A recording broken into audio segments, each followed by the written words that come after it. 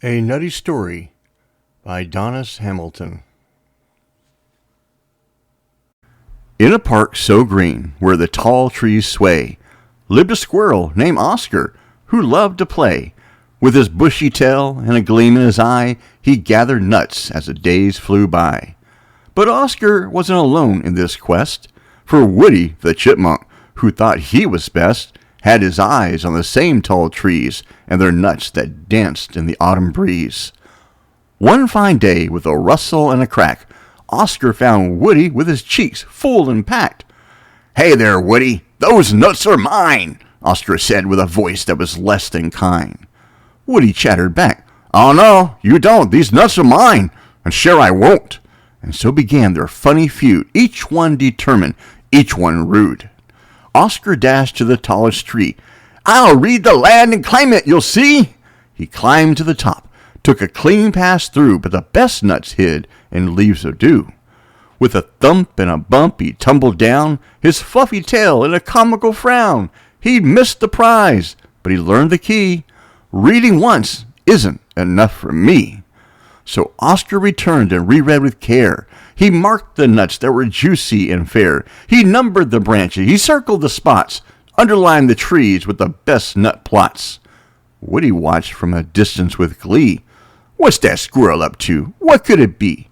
But Oscar, now wiser, just took his time, marking his text, branch after climb. The next step was tricky, but Oscar knew he'd write in the margins a note or two. In his squirrely script, he wrote with a grin, "Visualize, summarize, let the hunt begin." Woody, amused, said, "What's with your plan? Just grab the nuts, you silly old man." But Oscar kept writing, making connections, planning his haul with perfect directions. He visualized acorns shining around, wrote questions and answers, profound yet sound. He made little notes, all in a row, clarifying what he needed to know. But Woody, impatient, couldn't wait. He grabbed at the nuts, filling his plate. His cheeks were stuffed, but he missed a few, the best ones hidden from Woody's view. Finally, Oscar, with a wise old gleam, decided to summarize, short and clean. 20 words, he muttered. That's the trick, to capture it all and do it quick. His summary sparkled. His plan was clear. But just then, Woody began to leer. "I've got more nuts than you could count." But as he stuffed them, they began to mount. With cheeks too full, Woody started to wobble. His nutty load became a comical bobble. He tripped on a twig, slipped on a leaf, and spilled all his treasure to his disbelief. Oscar chuckled. "Now do you see? All those nuts don't come for free. You've hoarded them all. But look what it's done.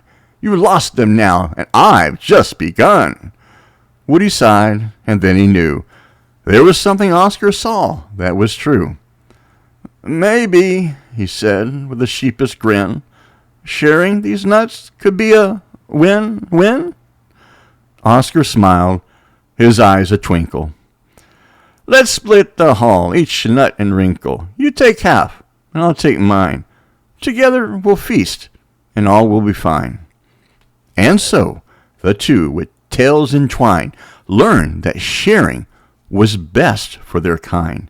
They laughed and played as the leaves fell down. Their friendship grew, and so did their renown. Now in that park where the tall trees sway, Oscar and Woody enjoy each day.